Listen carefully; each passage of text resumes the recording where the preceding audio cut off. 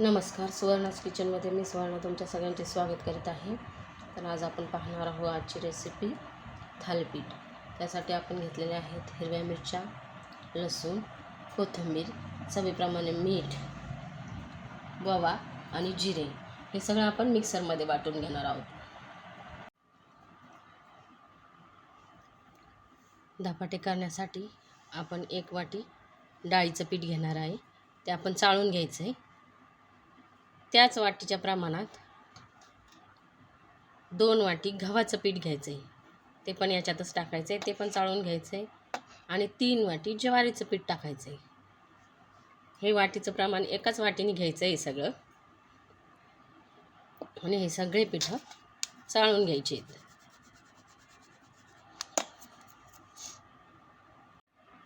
अशा प्रकारे आपण तिन्ही पीठं सांगितलेल्या प्रमाणात घेऊन चाळून घेतलेली आहेत.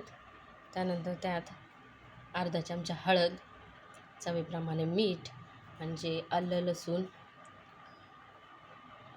कोथिंबीरचं वाटून घेतलं होतं ते 1 चमचा घेतलेलं आहे.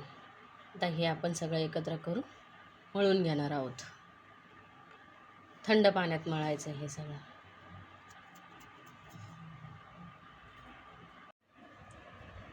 अशा प्रकारे आपण हे पीठ मळून घेतलेलं आहे. हे थोडंसं सैलसरच मळायचं आहे.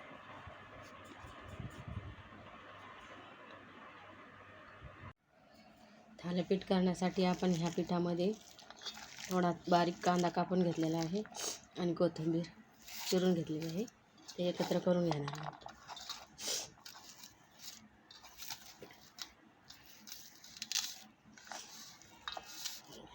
चांगलं मळून घेणार आहे.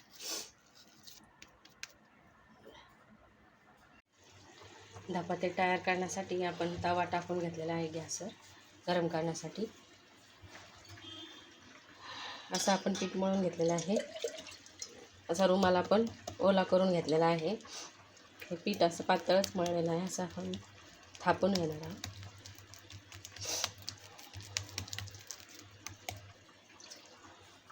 हाताला पाणी लावून हे पसरून घ्यायचं आहे.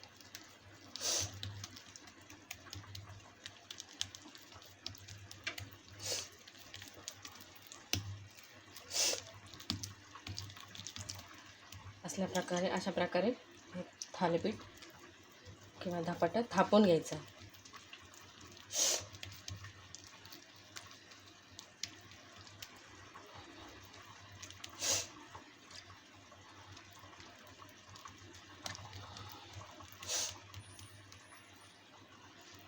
असे छिद्र पाडून घ्यायचे आहेत, त्यामुळे ते आतून चांगलं शिजतं.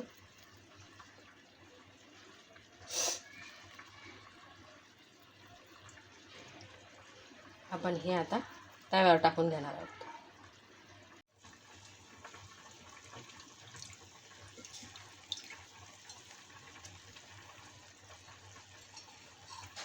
आपण याच्यात तेल सोडून घेणार आहोत.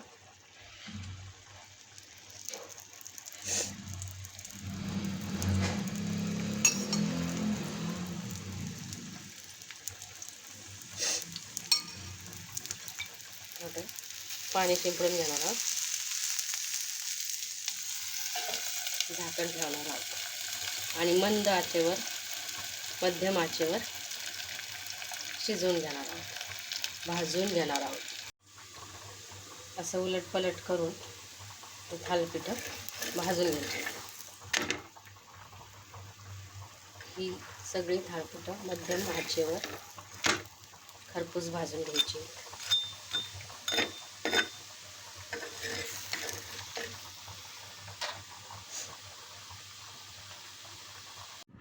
अशा प्रकारे आपले सगळे थालीपीठ तयार करून झालेले आहेत.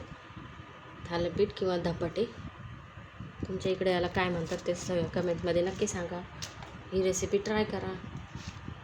तुम्हाला ही रेसिपी कशी वाटली हे कमेंटमध्ये नक्की सांगा. व्हिडिओला लाईक, शेअर आणि सबस्क्राईब करायला विसरू नका. बाय. आता मी याची तुम्हाला टेस्ट सांगणार आहे.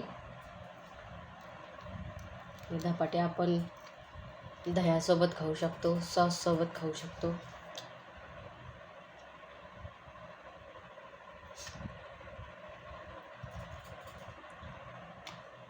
छान लागतं.